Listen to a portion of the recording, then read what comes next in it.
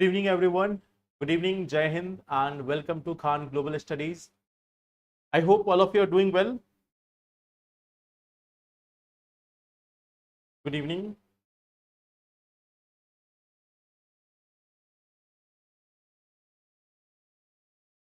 So, I guess all of you are doing well.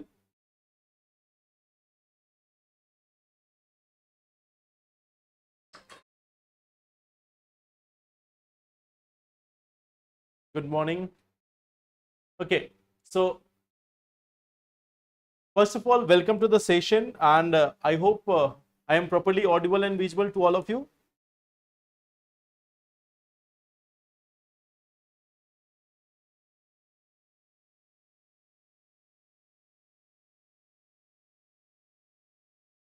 I am good. I am very good. I hope all of you are also doing well.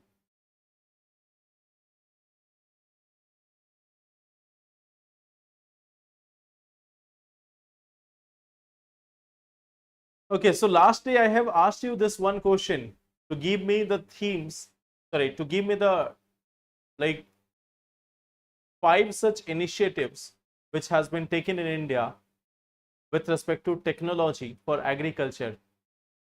So tell me, 5 such important like interventions, technological interventions for agriculture. Last day I have asked you this one question. Give me 5 technical interventions with respect to agriculture.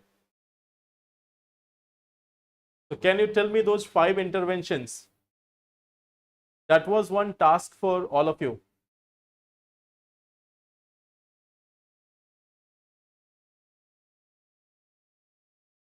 So anyone? Like, and that had to be the latest one, not the previous ones. I have got some of the answers like genome editing, use of drone, artificial intelligence. So you have to tell me some like some examples. Like it's not general example. Like we have used genome editing. So you can give me the example that we have come with indigenously developed, genetically modified rice varieties for India. Yeah. We have got rice variety. Recently, we have got the paddy variety, which was genetically modified. So I want that type of like example, not simply that we are using AI. I want those example. Like there is this one, yes, Namo Drone Didi scheme. So that is one thing which you can tell me. Okay. But give me exact part.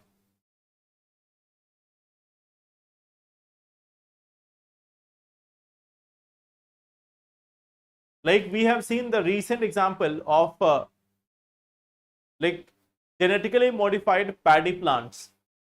Then we have all seen that we have got this Namo Drone Didi scheme. So in same manner, you have to tell me other also. So this is one task which is pending with you. I will give you one additional task today. So this is one thing which is pending with you. I will wait for this answer in tomorrow's session. Okay. I will ask it again tomorrow that what are those 5 technological interventions in the recent times with respect to agriculture in India. 2 there is already there. One is recently we have seen genetically modified paddy crop. Then we have the Namo Drone Didi scheme. Apart from this, what other schemes are there? Okay. So that is one task for you. Now, the topics which we are going to discuss in today's session, the first topic which we are going to talk about is all about the BRICS. Like recently the meeting and everything of BRICS is going to start. So BRICS summit is not there, but meetings are going to be there about BRICS. So we are going to talk about this one organization. Then recently there has been some updates with respect to Quad also. So we are going to talk about the Quad also, that what is the usefulness of the Quad, what is the meaning of the Quad, when was the last summit, what it wanted to do, etc. Third thing is we are going to talk about this one topic, palliative care. That what is palliative care? So that is the third topic. So these first one is related to IR, second one also IR, third one health, part of GS paper 2, gig workers again part of economy, and then we have the QS ranking as part of education, GS paper 2. Okay. So these are the 5 topics which we are going to discuss in today's session. But before we go to discuss that, let us see some question. Okay, I will come to this part, Gandhiji related reforms. I will come to that part. Okay. Now, let's see some questions and then after we will come to remaining topics. The first one is saying GI tags are awarded for a limited period. GI tag ensures that only registered users can manufacture products which have been given GI tags. So we have this first question, GI tags are awarded for a limited period. Second is saying GI tags ensure that only registered users can manufacture products which have been given GI tag.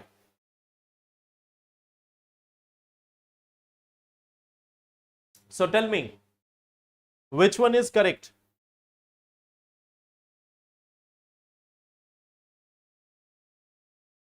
A option, C option, okay.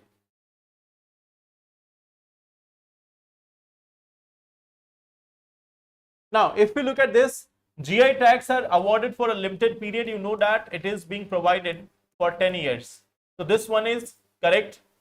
GI tags ensure that only registered user can manufacture products which have been given GI tag. It's not like that. They cannot use the GI tag, but it's not a limitation that who can produce the products and who cannot. So it's not that they cannot produce the things. Like suppose if we are talking about Banarsi pan, so it's not that there is a ban that no one can make Banarsi pan. They cannot use the GI tag for selling it. So this second option is incorrect. First one is correct. So answer here is A option. That is one only. Okay. Second one, satellite technology can be used for tracking enemy movements. India has developed capability to launch offensive attacks against adversaries using satellites. So which of the statements given above are correct?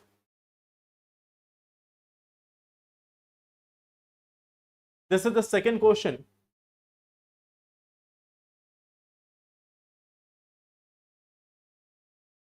Class कब चलती है? The classes time is from 5 to 6 p.m.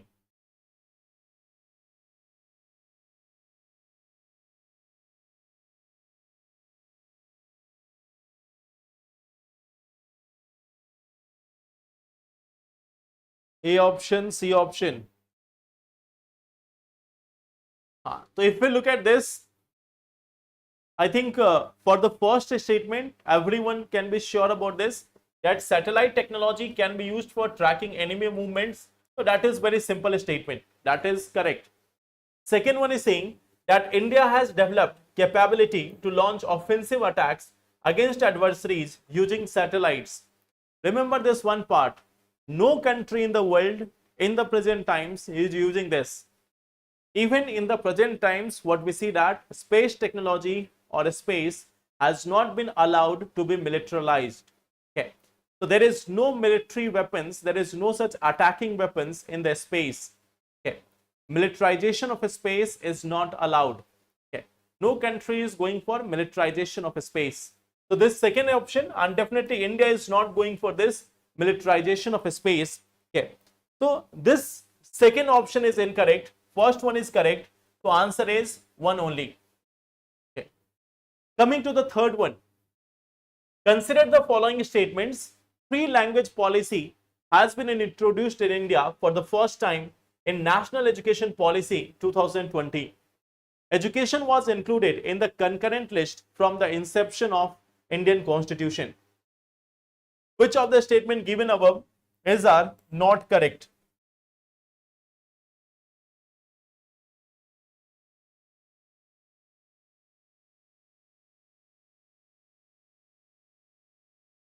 Chaya, the classes timing are from 5 to 6 p.m.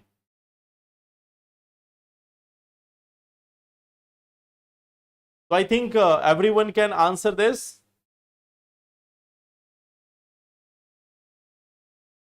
So if we look at this, free language policy has been introduced in India for the first time. You know, it's incorrect. From 1968 itself, from the 1968 itself, three language policy has been there in India. It is not a new policy. It has been there for more than 50-60 years. So this is incorrect. Education was included in the concurrent list from the inception of Indian Constitution. That is also incorrect. It was introduced or it was modified using the 42nd Constitutional Amendment Act. Okay. So this one is also incorrect, that we have got it from the beginning itself. Initially it was part of the state list. Later on it was transferred to concurrent list by the 42nd Constitutional Amendment Act. So here the second one is incorrect, the first one is incorrect. So answer is C option. Question is asking not correct. The question is asking not correct. So here the answer is option number C. These are the three questions which we have practiced on the basis of previous sessions. Okay. Now, like there is one information for you. We have these foundation batches for UPSC prelims and mains going on for 2026. Okay. So you can see like this offline batch and online batch is going on with respect to foundation course. Okay. At the same time, in optional, in English medium, we have classes of sociology optional, public administration, history optional, and mathematics optional also. So these are going on in online and offline mode. Okay. The maths optional is only in online mode. Okay. Then if we talk about this, we also have this UPSC mains test series, which is there for 2025. Okay. So this is there in online and offline mode with copy evaluation, and you can also register for this on the website. Okay. Then we have this Adhyan batch also, and you know that Adhyan batch is going on from 9th of June, covering the current affairs from January 25 to mains 2026. So this one is also going on. You can join in that also. Tomorrow we are going to have this answer writing session in this. Tomorrow we will have this answer writing session in the Adhyan batch in the morning session. Okay. So let's start our topic. Okay. So let us start our topic with respect to the BRICS. Okay. So tell me, what do you know about the BRICS? What all you know about this BRICS? What is there in the BRICS? Here we have this one, like Indian Prime Minister, he has started his trip of 5 nations, and India has been saying that India is going to strengthen the voice of the global South. Okay. And when we talk about the BRICS, it has been said that BRICS is one such part, BRICS is one such group which is advocating the voice of the global South. So what do you know about this one institution? Okay. We know that initially it was BRIC, but later on S, yani South Africa, also joined it, and it became BRICS in 2010. Now in the recent years, some other countries have also joined it. Apart from the 5 nations, that is Brazil, Russia, India, China and South Africa, we have some other countries also, like we have UAE, then we have in the same part we have also Iran. From Africa we have Ethiopia plus Egypt, and a recent member is also Indonesia. So now we have all these countries. For Saudi Arabia, it has not been confirmed since 2024. Okay. So Saudi Arabia has not confirmed its candidature of BRICS. Okay. Although it was supposed to be confirmed by 1st of January 24 itself, but it has neither been confirmed nor been denied. It is on hold. Okay. So right now we cannot consider Saudi Arabia to be part of it. Okay. We know that this one, if we look at this one, it is having like this in 2025, the chairmanship or the chair is in Brazil. Okay. Now Brazil spelling is like this. Okay. Brazil is writing its spelling at Brazil. Okay. Or Brazil. Okay. So they have this like on their websites and everything they mention S now. Okay. So we have this Brazil here, and it is the chair of this like BRICS in 2025. Last year the 16th BRICS summit. Last year the 16th BRICS summit. It was there in Kazan in Russia. And here we see that there was this theme, strengthening multilateralism for just global development. Strengthening multilateralism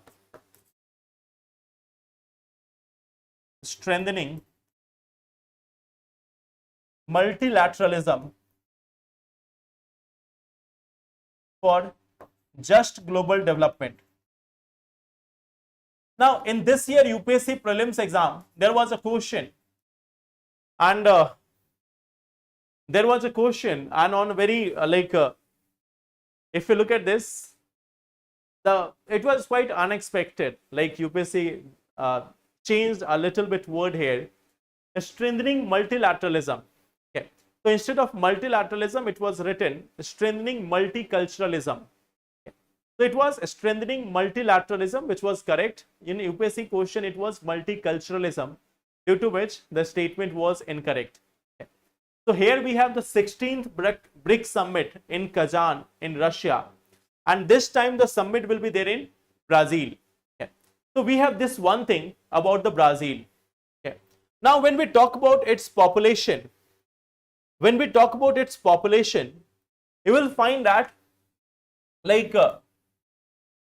here you have around 45% of global population. These countries are representing 45% of global population. Not only this, it is also representing near about 32% of global GDP. It is also representing 32% of global GDP. Okay. Its global trade share, if we talk about this, the global trade share is near about 18%. Okay. And at the same time, you will find that it is also having enormous land and everything. You can see Russia is there, then Brazil is there, India is there. Now even other countries also part of it. So it has got more than 1/4 of land, means near about 26.7% of land of world. So it has got enormous land, it has got enormous GDP, it has got very enormous population. So all these things are there with respect to this with respect to this BRICS. If you compare it with G7 countries, in terms of economy, you will find this. See, this is G7 country. In 1995, if you look at this, G7 accounted for 44.9%. Okay. In 1995, G7 was accounting for 44.9% of global GDP. And at that time, BRICS was accounting only for 16.9%. It was accounting only for 16.9%.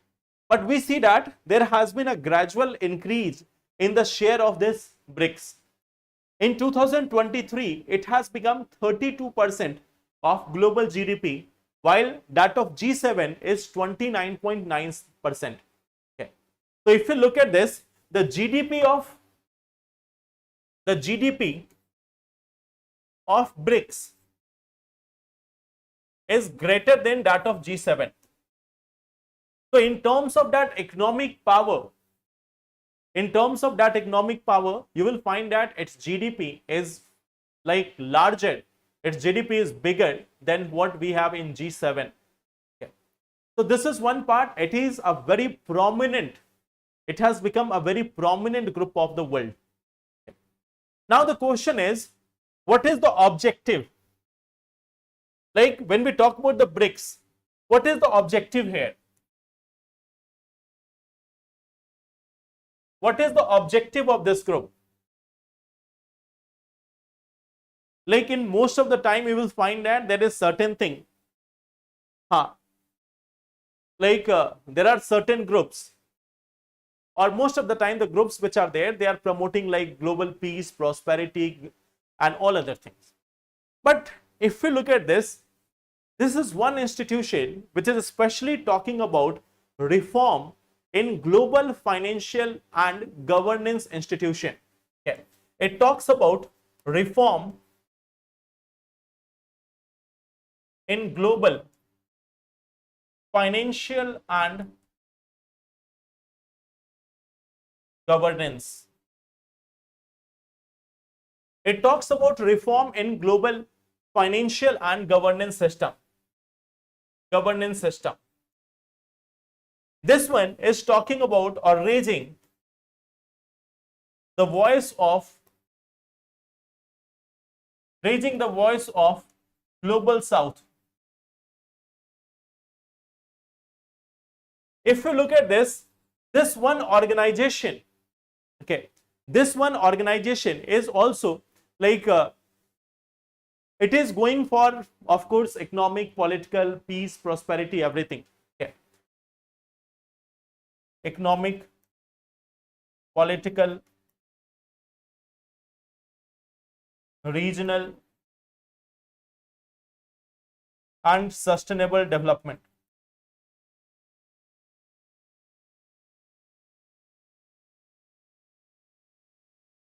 But if you look at this, these are the things which we generally say that this is the objective, this is the objective. But if you look at this, it is talking about a thing, there is one thing in consideration, and that is BRICS pay. So this is an alternative. This is an alternative to international. This is an alternative to international payment system. So we have an international payment system, SWIFT. We have an international payment system, SWIFT. And in this case, what we see that the European countries, the Western countries, they are enjoying this hegemony.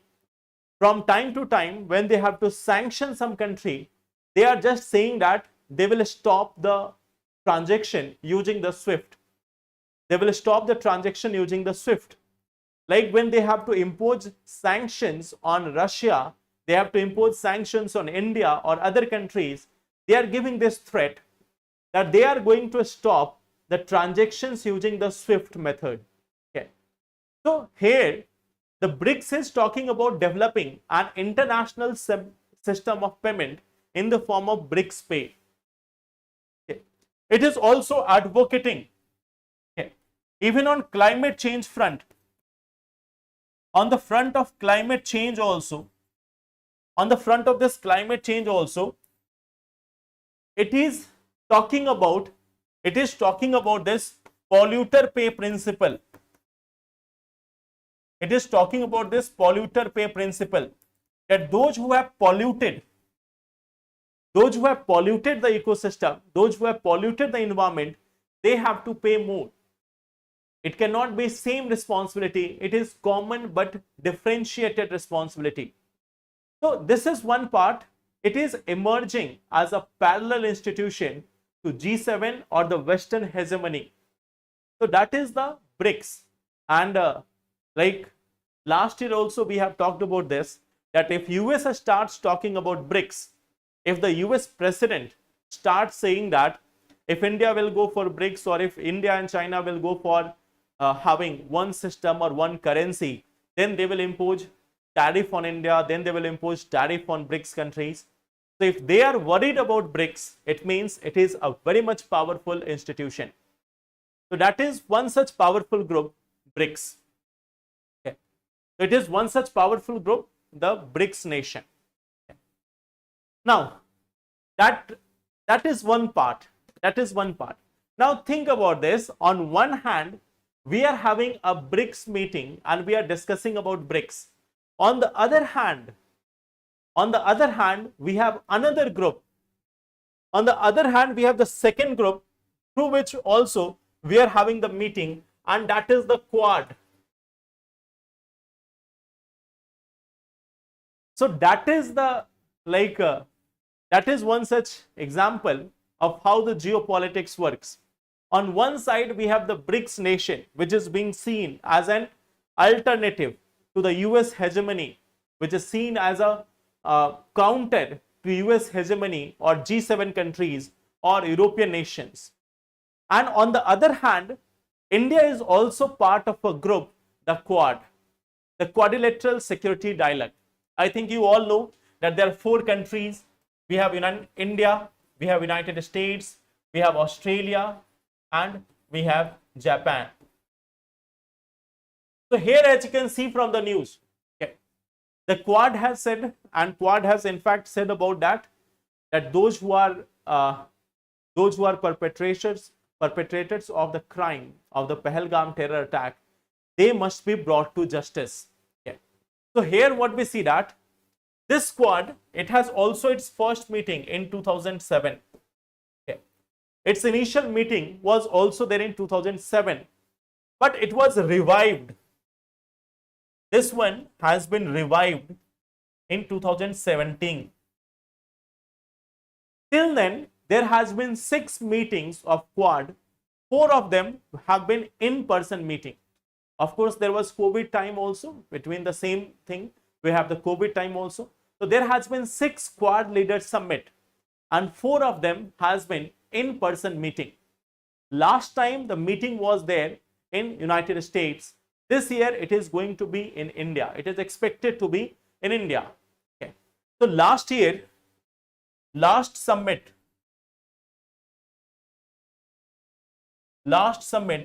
in US in September 2024. In September 2024, there was the last meeting. So it is not a military alliance, it is not even a formal organization, but this organization Quad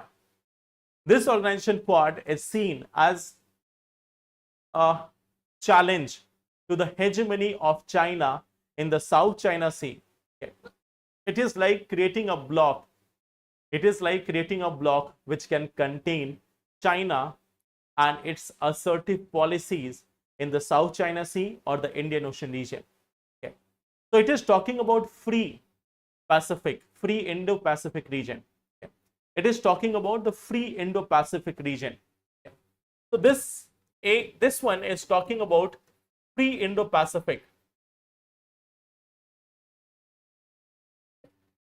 Of course, again the same thing will be clear. It is talking about open and inclusive Indo-Pacific region. It is talking about international law. Okay.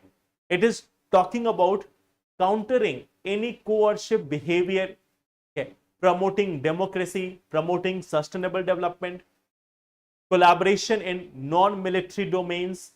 So right now it is not a military alliance. Okay. So it is talking about open Indo-Pacific, inclusive Indo-Pacific, okay, inclusive approach. It also talk about countering coercive forces. Okay. It is talking about cooperation in non-military domains.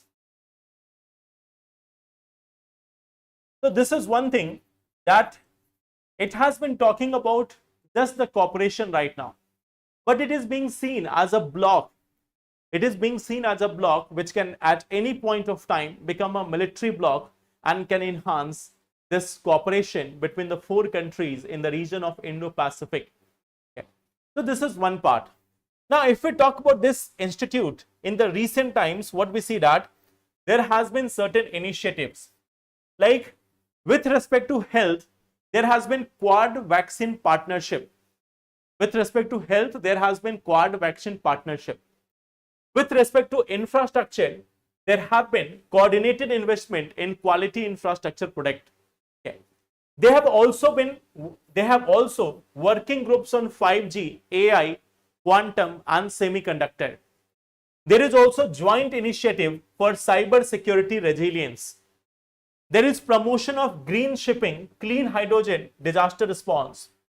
And in the maritime also, there have been some of the military exercises like Malabar exercise. Okay. So these are the areas where Quad has been cooperating as of now. Okay. So it's not like that it has gained very extra momentum or it has gone to a larger scale. But this is one such organization which is developing gradually. It is coordinating on various fronts from like military exercises to climate change, cyber security, technology, infrastructure, health. If you look at this, there are three major dimensions on which they are working. These three are the major dimensions, 1, 2 and 3. Okay. Infrastructure, technology, cyber security. And if you look at this one, maritime security, this is the one which causes the challenges for China. This is one such initiative which causes the challenges for China. So that is our about the Quad. Even though it is not a formal group, even though it is not a military group, but still it raises the eyebrows in China. Whenever there is a Quad summit, whenever there is a Quad meeting, so then again the geopolitics becomes very hot. Okay. So this is all about the Quad, what they have been doing so far. Okay. And you all know what can be its possible potential. Okay. So this is our second topic. You feel Quad's only objective is to create more division in Asia, increase the fight. See, there are multiple angles. There are multiple angles. The thing is, like, if you look at this, Quad has in fact brought India and China closer. Okay. Because China knows that if we are going too much assertive, if we are going to become too much assertive, then India is going to lean towards Quad. If we are going to become too much assertive, then India is going to lean toward Quad, and then it will be much more challenging for China.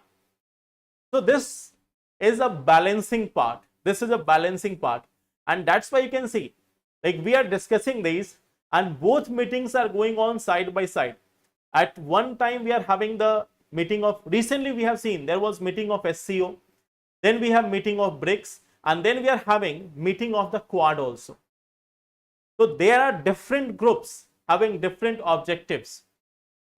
So that is about Quad. So it's not like they have the only purpose of having division. Of course, that is the intention of United States. But if we look at this, India has joined it because India also knows that this is one of the balancing act which we also need to play. So Quad and BRICS together. Okay. Quads and BRICS together. Okay. Now, let's come to the third part, that is another topic, palliative care. Okay. There is another part, that is palliative care. So this is one thing which has been there in the news. Like, we have to understand first what is palliative care. So anyone, can you tell me what do we understand by palliative care? Any idea about this?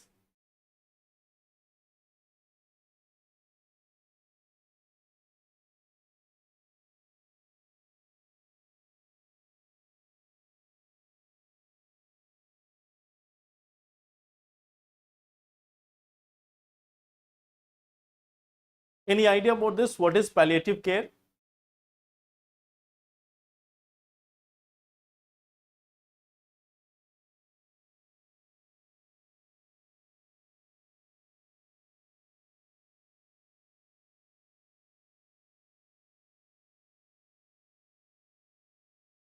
No idea.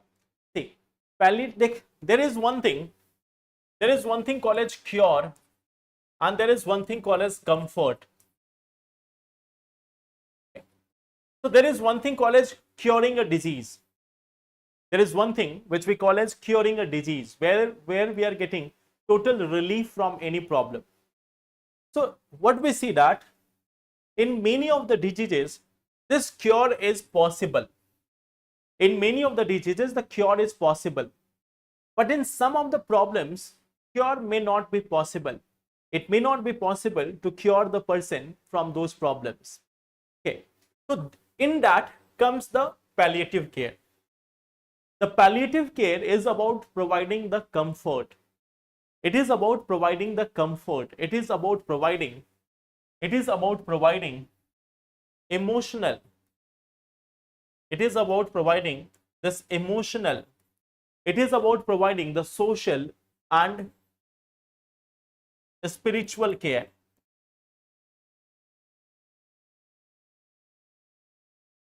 It is about the emotional, social and spiritual care. Okay. So here the focus is on pain relief. The focus is on pain relief.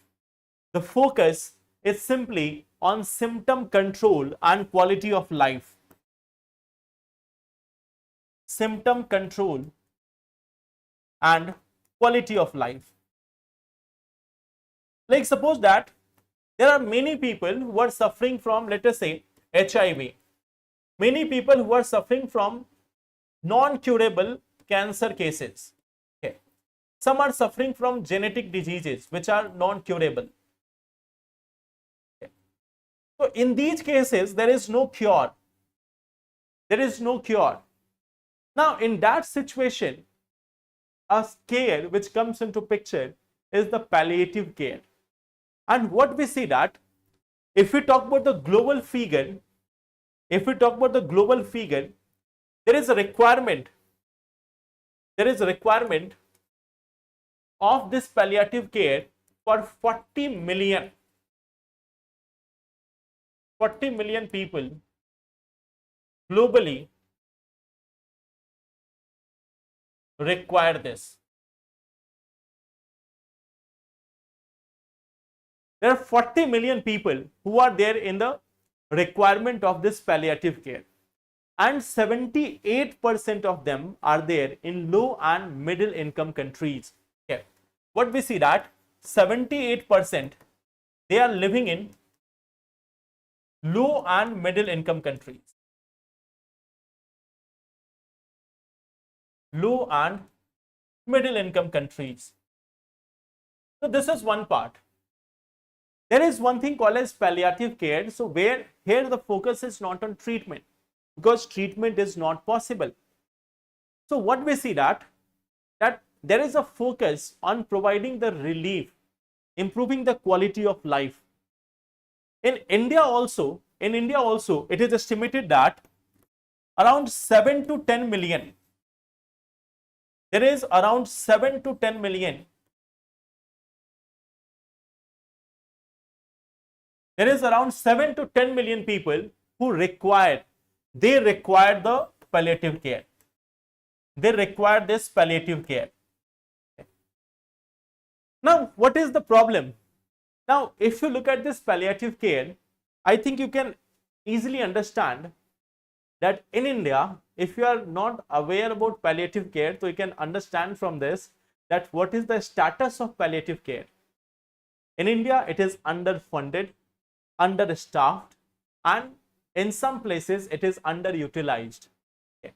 So what we see that in the case of palliative care in India, it is having three problems. At most of the places it is understaffed, then it is underfunded, and in some of the cases it is underutilized.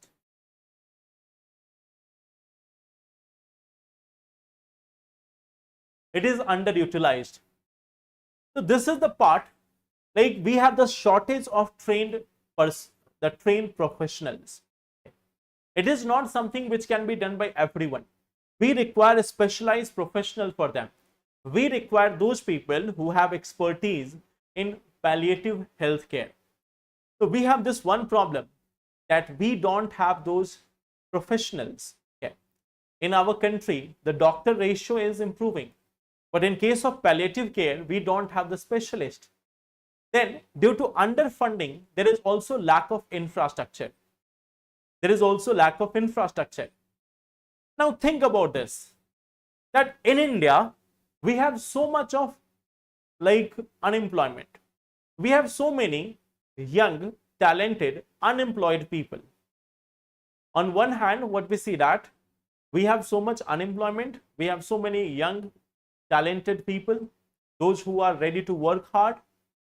And on the other hand, we require so many jobs, we require so many health professionals. Now, they don't have to do MBBS for that. They don't have to go for MBBS for that. There are many things which can be done by these. There are many courses, many trainings which can be provided to these people. And from there, they can get trained under these palliative care. And if they are trained in palliative care, then it is going to help this part. Okay. So again, we need to address these things. That is the challenge. Understaffing, underfund, underutilized. So we need to address these things to improve the situation of palliative care in India. We can go for this the topmost institutions of India, like AIMS or other institutes, other hospitals, they can start awareness about it. And at the same time, palliative care is something which can be taught at district level also, capital level also. From there, we can have many such medical professionals, and then it can lead to employment on one hand, care on the other hand. So that is palliative care. That is the scenario in India, globally also, and what can be done with respect to this. So that is palliative care. Yes, lack of awareness also. Medical से related कोई therapy होगी? Hindi meaning of palliative care,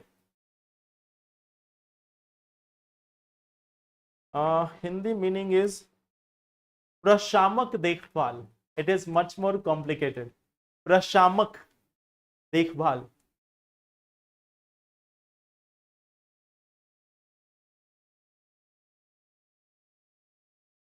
You know, Hindi meaning of medical terms, it's much more complicated than English. Okay. In fact, even if you go for science and tech, you will find that the Hindi meaning of various terms and various terminologies are much more complicated than the English word. Okay. Yes, lack of awareness is also there. So that is also something which we have to improve. Now,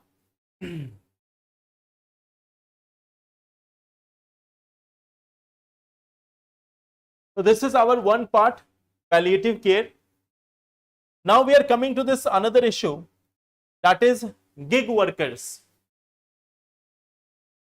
That is gig workers. Okay. English is ठीक है.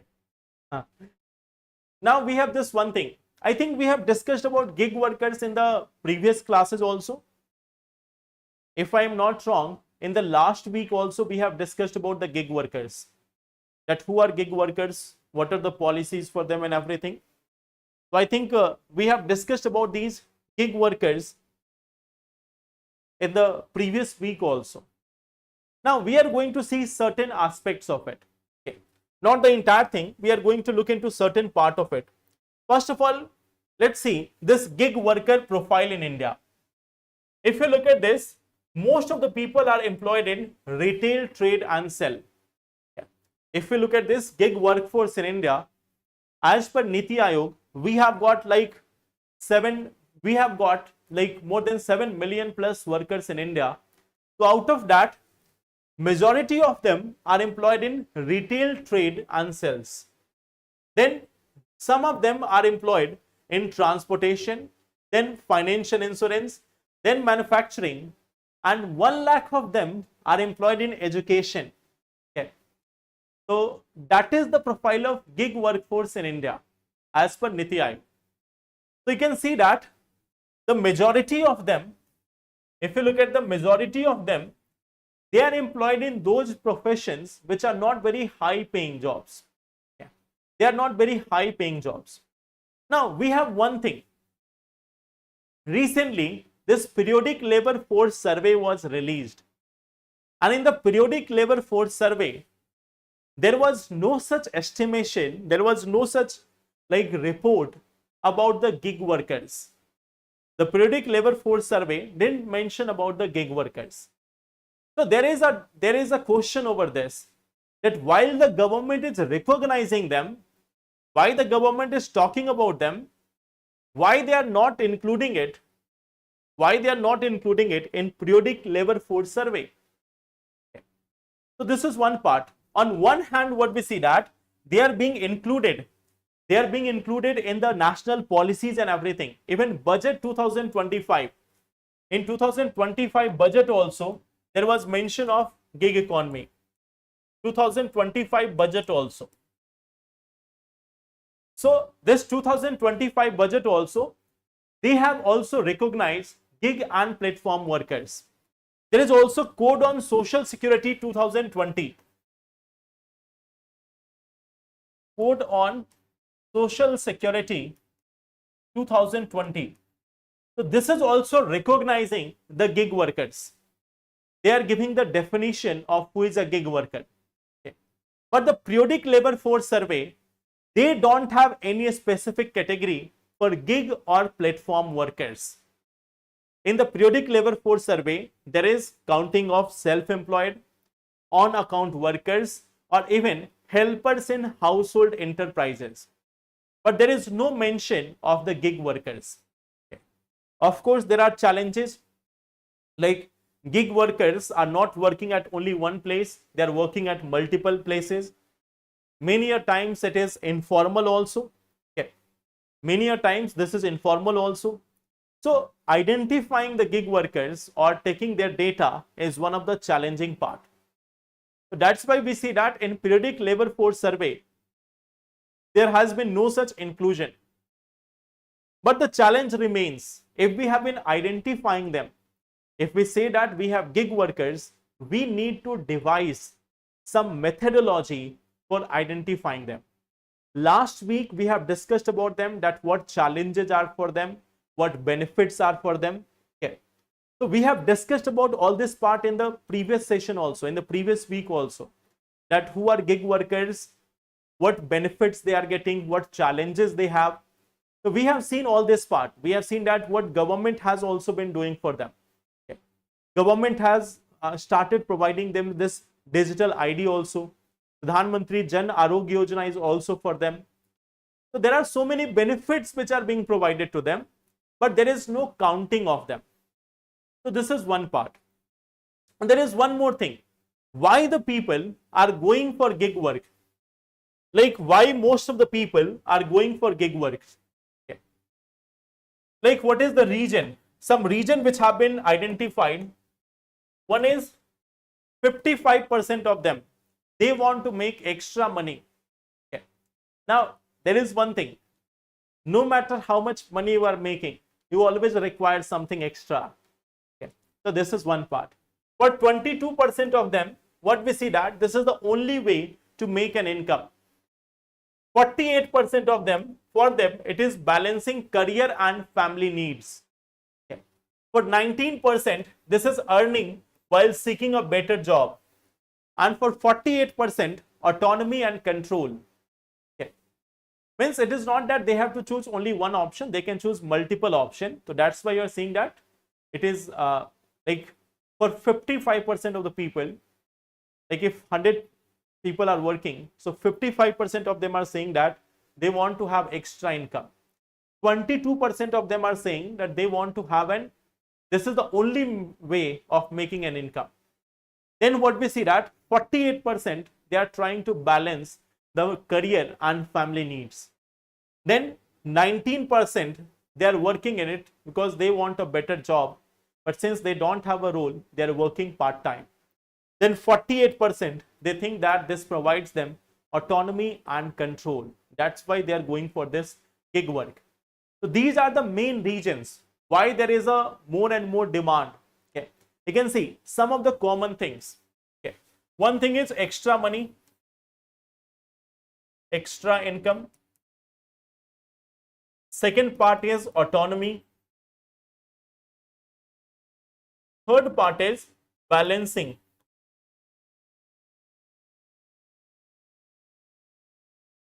Family and career needs. So you will find that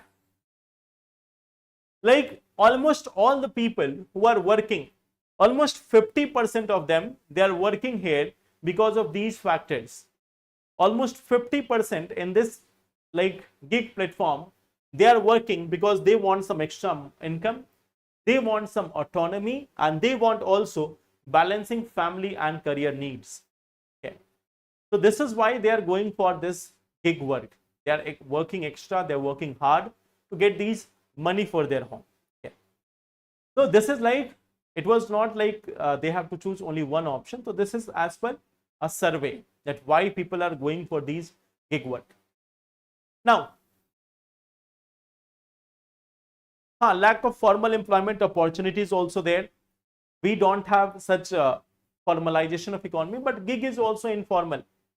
Gig is also largely informal.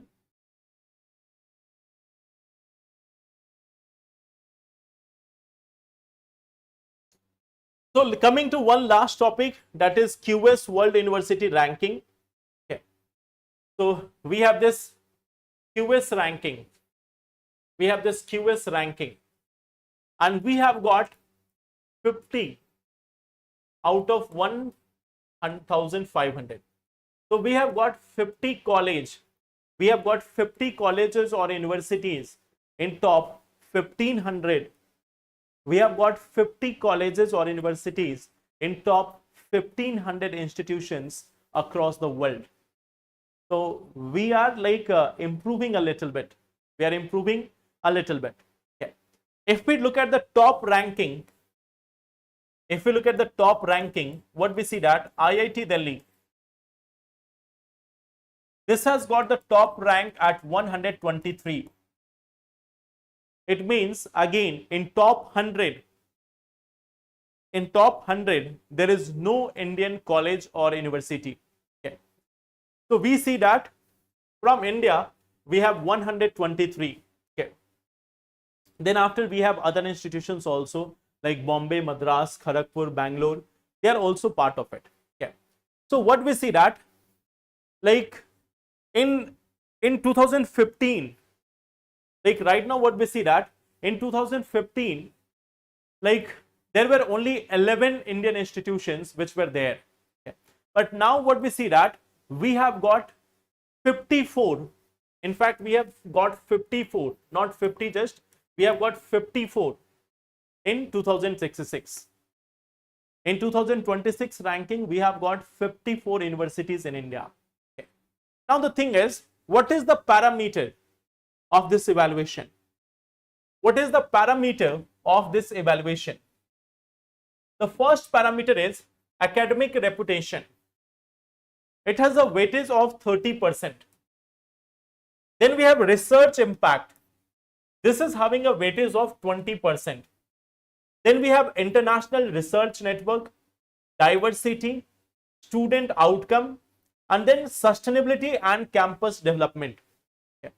So on these factors, if you look at these, on these factors, they are calculating this ranking of the universities. They are calculating this as part of this on the basis of these parameters.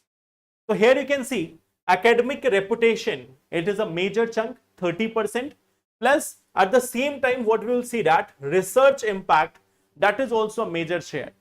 Okay. So these are the major portions on the basis of which these rankings are calculated. Now if we talk from the Indian perspective,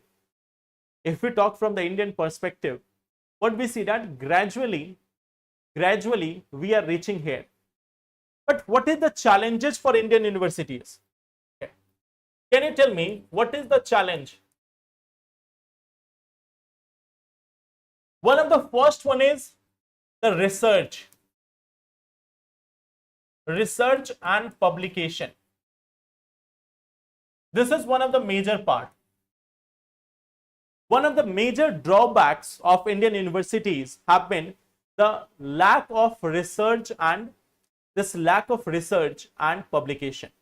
There we are ranked. There we are like on the lower side. Okay. Second part which we also see here, if you look at this one thing, the student outcome means employer reputation or placement, that is also 15%. So here also we are lacking. We are like lacking here. So students outcome, okay, student outcomes. So that is also one of the factor. And when these two things are not there, then of course the reputation of the institute will not be very high. The academic reputation, of the institute is not going to be very high if these two things are not good. Then other factors are also there, like how much international students are coming to India, okay, how many like there is how many employment fair and all. So these things are also impacting. These things are also impacting the reputation of Indian colleges, Indian institutes. Let me give you just one idea. Suppose that if we talk about the global universities, so there is a very like there is a brand value of them. Suppose in India, if anyone is graduate also, not only graduate, in India, those who have completed PhD also, even they have no such reputation. Even if some have completed PhD, you will find it still, many of them have been seen like applying for Group D examination. Why? Because there is no jobs for them. In other countries, in Western countries, even if someone is just becoming a college graduate, then he is easily able to get some good job, some good paying job in any part of the country. Okay. So employability is very high in the Western universities. If they have become part of university, it means they are going to get a job and a good job. Okay. So that is one part of universities in India. Even if people are going to universities, they are passing the examination. If they are becoming graduate, even after that, they are not sure about their future. They are not certain about their future. Whereas in other part of the world, graduation is seen as something which is very important academic distinction. If someone has become graduate, it means they have achieved something. In many of the Western countries, passing school itself is like that, okay, the student has at least passed school. If someone has gone to college, then it seems that their future has become very much bright. Okay. So that is the difference.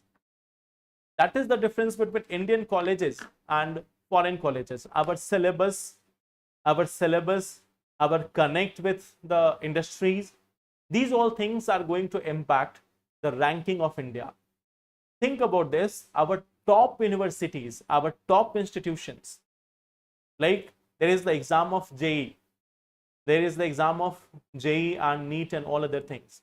So think about this, lakhs and lakhs of students, they are working day and night, they are working so much hard. After that, they are going into IIT Delhi or IITs of other IITs.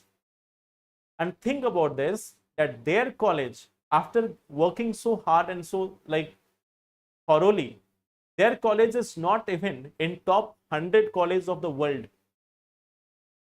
Their college, their university is not even in top 100. They have worked day and night for several months, and even after that their university is not in top 100. So while we have said this one thing, that our entrance exams are one of the toughest in the world. Our entrance exams are one of the toughest in the world. But on the other hand, our academic records, our academics, our institutions are not offering the same quality. So while on the entrance side we have so many like effort that we have to set, we have been getting those questions which cannot be even solved by scholars, and what we see that those colleges are not even in top 100. Okay. So that is one challenge.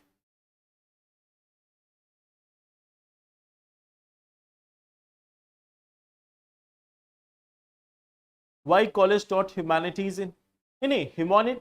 It's not like that. It's not like that. It is only India where humanities is not considered as a good subject. In other part of the world, suppose if someone is going for political science, okay, if someone is going for political science, so they have a very good career. They have a very good career. They can become part of various political offices where they can be serving as the political analysts. They can be becoming part of political strategists, political analysts. But in India, if someone is going for political science and international relations, what job they are going to get? In other countries, if someone is going for PSI optional or political science, if someone is going for political science studies, they are considered as scholars. They are getting very high paying jobs. They are considered as, like, they are taken as secretaries, or they are taken as a specialist in foreign diplomacy and all. But in our country, it's not like that. Have you seen that any political party in India has been employing any political science professor? You will find that in many of the Western countries, in many of the European countries, college professors are often lecturing. They are often giving lectures to the politicians. They are often talking about the foreign relations, international relations and everything. They are becoming part of policy making and all. But in our country, it is not so. So that is the difference.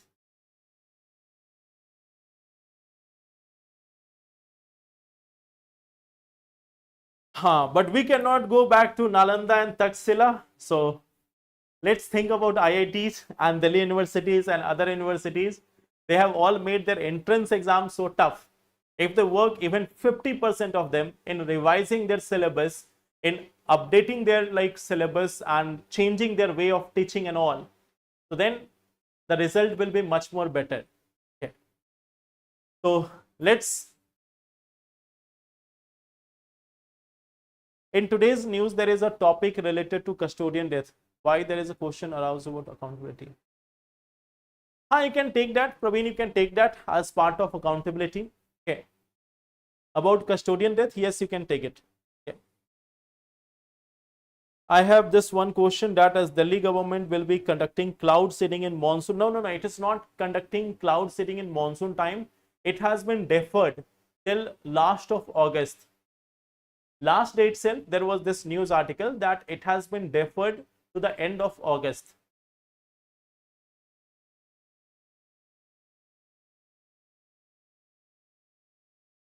Okay. So Prachi, it has been changed. Like initially the plan was to have it in the present time, but now it has been deferred. It will be conducted at the end of August. It will be much more needed during the time of November. But yes, if you can go for some trials in the beginning, then you can be sure about it. Okay. So that is a trial phase, and as per last day news, it has been deferred till August end. Okay. So then let's meet tomorrow. I am giving you one more task. 5 technological intervention related to education by government in the recent times. Okay. So look at this. Why does the government teach humanities subject? Okay, we will talk about it sometime. Okay. So we will talk about it sometime later. Why government is going for so many engineering courses also when there is no job opportunity? So that is a different thing altogether. We will discuss about it sometime. Okay. So let's meet in the next session tomorrow. Answer these questions. I have also asked you this question about farming, and now there is question about education. So let's meet tomorrow, and then we will discuss about the remaining topics. Thank you. Take care.